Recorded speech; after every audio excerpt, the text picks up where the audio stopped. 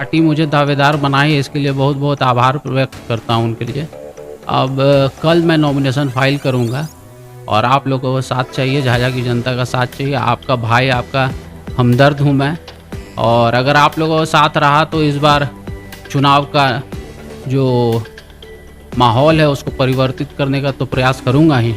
अब चुनावी माहौल है, everything is fair in love and war.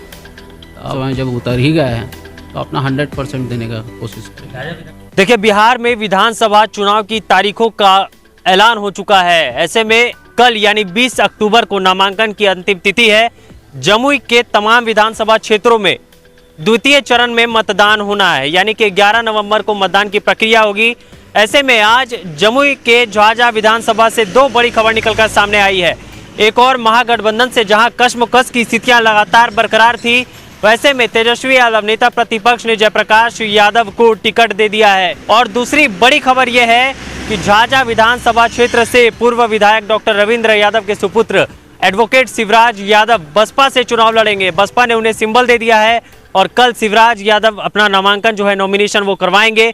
और मीडिया से बातचीत करते हुए उन्होंने कहा कि जनता पर हमें पूर्ण रूप से भरोसा है, हम अपना नॉमिनेशन करवाने के लिए 20 अक्टूबर यानी कि कल जमुई के लिए निकलेंगे। बड़ी खबर दो आज झाझा से निकलकर सामने आई है। एक और जहां महागठबंधन से राजद कोटे से जयप्रकाश यादव, तो वहीं दूसरी ओर पूर्व विधायक डॉक्टर रविंद्र यादव के सुपुत्र एडवोकेट शिवराज यादव बसपा से चुनाव लड़ने का आगाज किए हैं। शिवराज यादव से हमने बातचीत करने का प्रयास किया है, क्या कुछ वो कह रहे हैं इस रिपोर्ट में देखिए।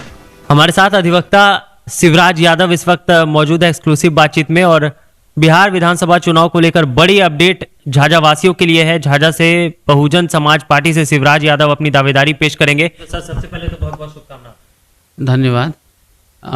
क्योंकि कल अब पार्टी मुझे दावेदार बनाई, इसके लिए बहुत बहुत आभार व्यक्त करता हूँ उनके लिए। अब कल मैं नॉमिनेशन फाइल करूँगा और आप लोगों का साथ चाहिए, झाझा की जनता का साथ चाहिए। आपका भाई, आपका हमदर्द हूँ मैं, और अगर आप लोगों का साथ रहा तो इस बार चुनाव का जो माहौल है उसको परिवर्तित करने का तो प्रयास करूँगा ही।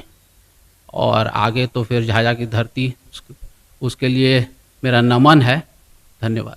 अचानक से सर चुनावी मैदान में उतरने का आपने फैसला लिया। आपके पिताजी भी पूर्व विधायक यहाँ से रहे हैं, तो बहुजन समाज पार्टी से आप अपनी दावेदारी पेश कर रहे हैं, कब कराएंगे नॉमिनेशन? कल कराएंगे। कल नॉमिनेशन कराएंगे। कल अचानक से सर पार्टी ज्वाइन करना, उसके बाद फिर अब इसके लिए तो फिर पार्टी भी अब मुझे चुनी है तो कुछ ना कुछ सोच समझ के ही चुनी होगी। अब इसमें तो अब चुनावी माहौल है, everything is fair in love and war. तो अब हमें तो लड़ना ही पड़ेगा। अब लड़ने के लिए तो फिर या तो पीठ दिखा के भागना तो ज़रूरी तो है नहीं, और वीर या तो लड़ता है, नहीं तो रण क्षेत्र में मारा जाता है।